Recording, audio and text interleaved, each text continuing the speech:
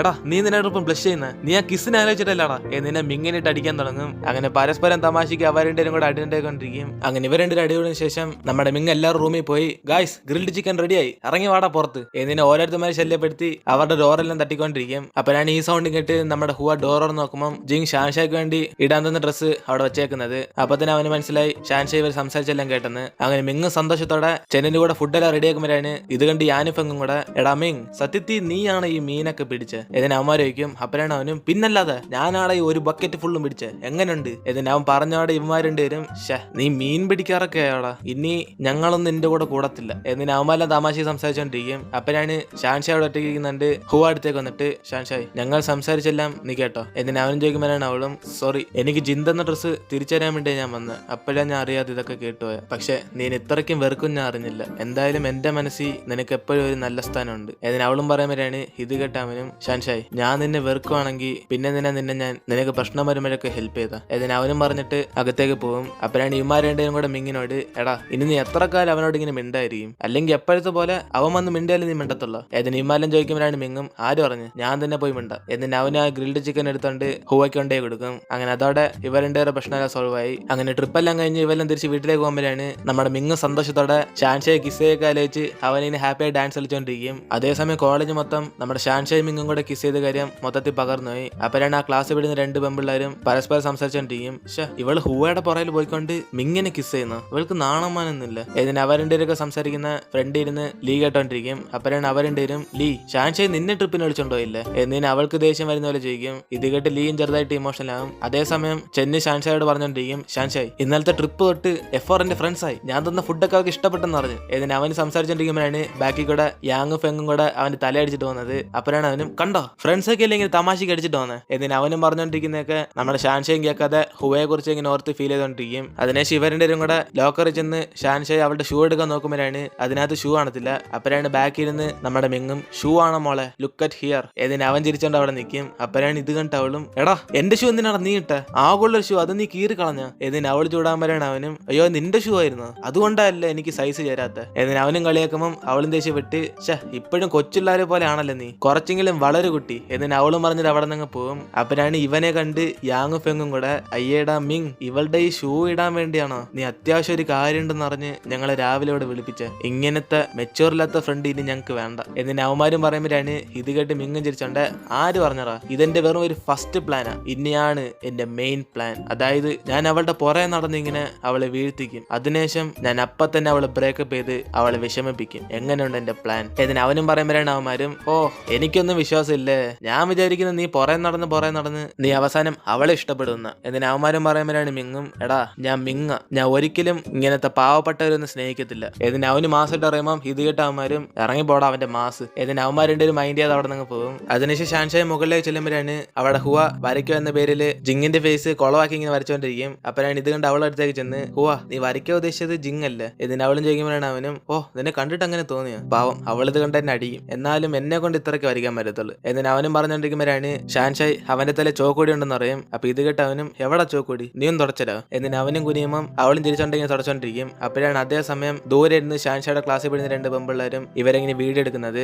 അതേസമയം നമ്മുടെ മിങ് സന്തോഷത്തോടെ ഷാൻഷായുടെ ഓരോ ഫോട്ടോസ് ഇങ്ങനെ നോക്കിക്കൊണ്ടിരിക്കുമ്പോഴാണ് ഇത് കണ്ട് ഫെങ് ചെയ്യാനും കൂടെ എടാ ഇവ സത്യത്തിൽ അവളുടെ ആ വഴിയിൽ വീണെന്ന് തോന്നുന്നു എപ്പൊ നോക്കിയാലും അവളുടെ ഫോട്ടോസ് മാത്രമേ നോക്കുന്നുള്ളല്ലേ എന്നിന് അവന്മാരുടെ കളിയാക്കൊണ്ടിരിക്കുമ്പോൾ കറക്റ്റ് അതേ സമയത്ത് നമ്മുടെ ഷാൻഷായ് ഹുവയും കൂടെ വീഡിയോ എടുത്ത ആ രണ്ട് പെമ്പിള്ളേരുടെ അടുത്തേക്ക് വരും. മിങ് എനിക്ക് നിന്നെ ഇഷ്ടം അതുകൊണ്ട് ഞാൻ നിന്നോടൊരു വീഡിയോ കാണിക്കണം എന്നിന് അവളും പറയുമ്പോഴാണ് അവനും ഏത് വീഡിയോ എന്നിന് അവൻ ചോദിക്കും. അപ്പോഴാണ് അവന്മാരുണ്ടേരും കൂടെ ഷാൻഷായ് ഹുവായിട്ടുള്ള വീഡിയോ കാണിച്ചിട്ട് മിങ് നീ ഇത് കണ്ടില്ലേ അവൾ നിന്നെ കിസ് ചെയ്തിട്ട് ഹുവായിട്ട് റൊമാൻസ് ചെയ്തോണ്ടിരിക്കുക എനിക്ക് നിന്നെ ഇഷ്ടമായതുകൊണ്ട് മാത്രമല്ല ഞാൻ പറയുന്നത് സത്യത്തിൽ അവൾ നിന്നെ ചതിക്കാൻ നോക്കുക എന്നിന് അവളുമാരും പറയുമ്പം ഇത് കേട്ട് മിങ്ങും ദേഷ്യപ്പെട്ട് ആ ഫോൺ എറിഞ്ഞ് പൊട്ടിക്കും. ഇത് കണ്ട് അവന്മാരുണ്ടേരും കൂടെ ടെൻഷനാകും. അതേസമയം ചെന്നി ഷാൻഷായോട് സംസാരിച്ചോണ്ടിരിക്കും. ഷാൻഷായ് ജിങ്ങിന്റെ ബർത്ത്ഡേ വരാൻ പോവല്ലേ ആ പാർട്ടിക്ക് നീ ഏത് ഡ്രസ് ഇടാൻ പോന്നെ എന്റെ ഒരു മാസ് ഡ്രസ് ഉണ്ട് പിന്നെ ആ പാർട്ടിയിലെ മെയിൻ ഹീറോ ഞാനായിരിക്കും എന്നിന് അവരുടെ സംസാരിക്കുമ്പോഴാണ് സൈഡിൽ ലീ നിൽക്കുന്നിട്ട് ഷാൻഷായും ചോദിക്കും ലീ നീ ഞങ്ങളുടെ പാർട്ടിക്ക് വരുന്നു എന്നിന് അവൾ ചോദിക്കും. അപ്പോഴാണ് ലീയും ഇമോഷണൽ ആയിട്ട് അവള് പറയും ഷാൻഷായ് അതിന് ജിങ് എന്നെ ബർത്ത്ഡേ പാർട്ടി വിളിച്ചില്ലല്ലോ എന്നിന് അവൾ പറയും. അപ്പോഴാണ് ഇതിട്ട് ഷാൻഷായും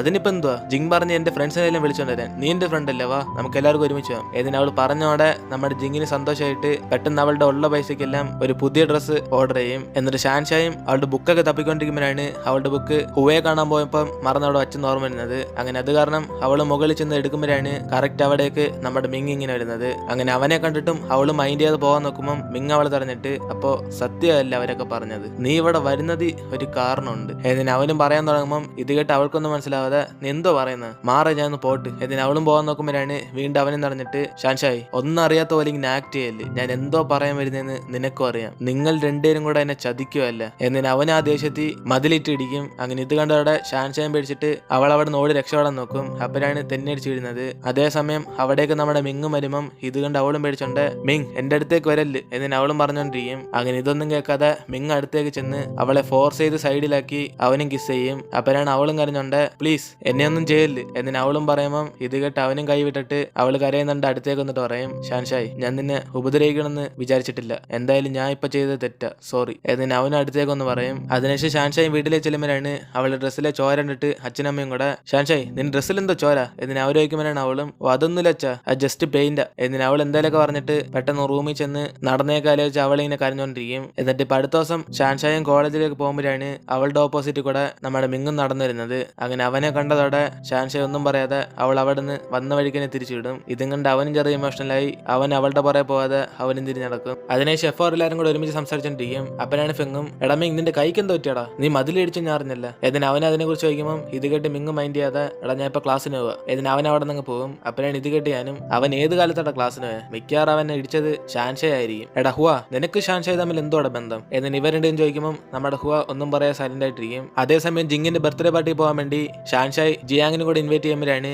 അവളും ചോദിക്കുന്നത് ആ പിന്നെ ഷാൻഷായ് ആ മിങ്ങിന്റെ ശല്യം ഇപ്പോഴും ഉണ്ടോ അതോ അവൻ നല്ലവനായോ എന്നിന് അവളും ചോദിക്കുമ്പോഴാണ് ഷാൻഷായും എവടാ ഞാൻ കോളേജിൽ പോയ എപ്പോഴും ആ ശല്യം എന്റെ പുറകെ തന്നെ വരും, ഞാൻ ഇനി തൊട്ട് ഒരു തീരുമാനം എടുക്കാൻ പോവാ, അതായത് ഞാൻ കോളേജിൽ പോകുന്നത് പഠിക്കാൻ മാത്രം, F4നെ കണ്ട ഞാൻ അവന്മാർ മൈൻഡ് പോലും ചെയ്യത്തില്ല, അവന്മാർ അടുത്തേക്ക് പോകുമ്പോഴല്ലേ അവൻ എന്റെ അടുത്തേക്ക് ഒന്ന് ശല്യപ്പെടുത്തുന്നത്, അതിനി നടക്കത്തില്ല എന്നിന് അവളും പറയുമ്പം ഇത് കേട്ട് ജിയാങ്ങും എടി ഷാൻഷായ് എന്നാ പിന്നെ ബർത്ത്ഡേ പാർട്ടിക്ക് F4 എല്ലാരും വരുമല്ലേ, അപ്പൊ നീ അവിടെ മിങ്ങിനെ കണ്ടാലോ അവൻ നിന്നെ വെറുതെ വിടത്തില്ലല്ലോ എന്നിന് അവളും പറയും. അപ്പോഴാണ് ഇത് കേട്ട് ഷാൻഷായ് ടെൻഷനായി എന്തോ ചെയ്യാനടി എനിക്ക് ബർത്ത്ഡേ പാർട്ടിക്ക് പോയാൽ പറ്റത്തുള്ളൂ, കാരണം ജിയാങ് എനിക്ക് ഇടാൻ വേണ്ടി ഡ്രസ്സും മേക്കപ്പ് സെറ്റൊക്കെ വാങ്ങിച്ചെന്ന്, ഒരേശം അതൊക്കെ തിന്നിട്ട് ഞാൻ പോയില്ലെങ്കിൽ മോശമായി പോകും, എന്തായാലും അവിടെ വെച്ച F4നെ കണ്ട ഞാൻ അവന്മാരെ മൈൻഡ് പോലും ചെയ്യാതെ എങ്ങനെയൊക്കെ രക്ഷപ്പെടും എന്നിന് അവളും പറയുമ്പോൾ ജിയാങ്ങും എങ്കിൽ ശരി ഷാൻഷായ് അതിന് ഞാൻ നിനക്ക് സപ്പോർട്ട് തരാം എന്നിന് ഇവരുണ്ടേരും കൂടെ ബർത്ത്ഡേ പാർട്ടിക്ക് പോകാൻ വേണ്ടി റെഡി ആയിക്കൊണ്ടിരിക്കും. അതിനുശേഷം ചെന്നും അവന് ഫുൾ ഗെറ്റപ്പ് എല്ലാം ചേഞ്ച് ചെയ്ത് ഇവർ മൂന്നുപേരും കൂടെ പ്രൊഫഷണൽ ഗെറ്റപ്പിൽ ജിങ്ങിന്റെ ബർത്ത്ഡേ പാർട്ടിക്ക് പോകും. അതേസമയം ഷാൻഷായ് വിളിച്ചുകൊണ്ട് ലിയെ സന്തോഷത്തിൽ അവളുടെ ബർത്ത്ഡേ പാർട്ടിക്ക് പോകാൻ വേണ്ടി വില കൂടിയ കോസ്റ്റ്യൂമൊക്കെ വാങ്ങിച്ചുകൊണ്ടിരിക്കും. അങ്ങനെ അവള് വരാൻ ലേറ്റ് ആയതുകൊണ്ട്